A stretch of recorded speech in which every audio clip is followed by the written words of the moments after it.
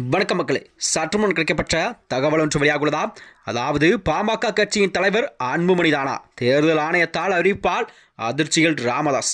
வாங்க வீடியோவை மூலமாக கண்டார். அதாவது தமிழகத்தில் வரக்கூடிய 2026 சட்டமன்ற தேர்தலான இன்னும் 4 மாதங்கள் மட்டுமே இருக்கும் நிலையில் தான் அனைத்து கட்சிகளுமே தங்கள் கட்சி பணிகள் எல்லாம் தீவிரமாக மேற்கொண்டு வருகிறார்.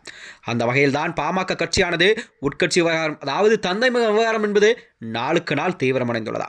அது மட்டுமின்றி பாமக தலைவர் பதவி தொடர்பாக டாக்டர் ராமதாசுக்கும் டாக்டர் அன்புமணி ராமதாசுக்கும் இடையே ஒரு நீண்ட நாட்களாகவே நிலை வந்த நிலையில்தான் கருத்து மோதலில் புதிய திருப்பத்தை எல்லாம் அரசியலில் ஏற்படுத்தியிருக்கிறதா. அதாவது இரு தரப்பிலுமே பலமுறை இந்திய தேர்தல் கமிஷனிடம் புகார் மனுக்களை அளித்து வந்த நிலையில்தான் தேர்தல் கமிஷனானது பாமக நிறுவனர் டாக்டர் ராமதாசுக்கு தான் நேரடியாகவே ஒரு கடிதம் ஒன்றை அனுப்பியுள்ளதா.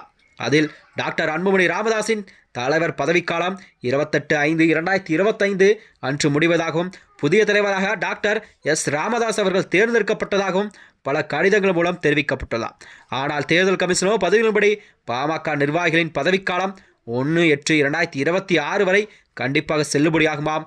மேலும் தற்பொழுது டாக்டர் அன்புமணி தான் கட்சியின் தலைவராக பதவியில் உள்ளார். நீங்கள் தலைவர் என கூறினால் கட்சியின் தலைமை கண்டிப்பாக தொடர்பான இந்த பிரச்சனையை பொருத்தமான கட்சி அமைப்பு அல்லது தகுதி வாய்ந்த நீதிமன்றத்தையே நீங்கள் அணுக வேண்டும் என்று அதில் குறிப்பிட்டிருந்ததா.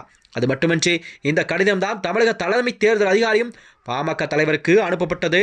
இதனால் டாக்டர் ராமதாஸ் ஆதரித்து வரும் தரப்பில் அதிர்ச்சி மற்றும் அதிருப்தி எல்லாம் நிலவி இருக்கிறதா. இந்த வகையில் தான் கௌரவ தலைவர் ஜி.கே. மணி உள்ளிட்டோரெல்லாம் நேற்று டெல்லியில் இந்திய தேர்தல் கமிஷனை சந்தித்து புதிய புகார் ஒன்றை அளித்துள்ளார்கள். பின்னர் ஊடகங்களில் பேசிய ஜி.கே. மணி கூட அன்புமணி ராமதாஸ் போலி ஆவணங்களை வைத்துதான் தேர்தல் கமிஷனையே தவறாக நம்ப வைத்து விட்டார். அந்த ஆவணத்தின் அடிப்படையில் தேர்தல் கமிஷன் எடுத்த ஒரு தீர்மானம் என்பது ஜனநாயகத்துக்கு புறமானது என்றும் அவர் கூறியிருந்தாராம். இது ஜனநாயக படுகொலை, இந்த கட்சியை கண்டிப்பாக திருட முயற்சிக்கார் என்று அவர் கூறியிருந்தாராம். அதாவது தேர்தல் கமிஷனை பொறுத்தவரை ஜனநாயகத்தை காக்க வேண்டிய அமைப்பு என்பது, ஆனால் எங்களை கோர்ட்டுக்கு செல்லுமாறு அறிவித்ததும் கவலைக்குரியது.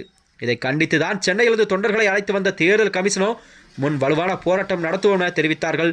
மேலும் இதன் மூலம் பாமக தலைவர் விவகாரம் மேலும் தீவிரமானதான் அரசியலிலே ஒரு பரபரப்பெல்லாம் கிளப்பியிருக்கிறதா.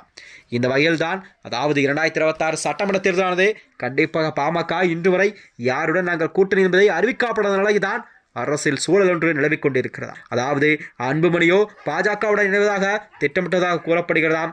ராமதாஸோ திமுகவுடன் கூட்டணி வைக்க திட்டமிட்டதாக கூறப்படுகிறதா. இவ்வாறு தந்தை மகன் உட்கட்சி விவகாரம் என்பது நாளுக்கு நாள் தீவிரமடைந்துள்ளதா.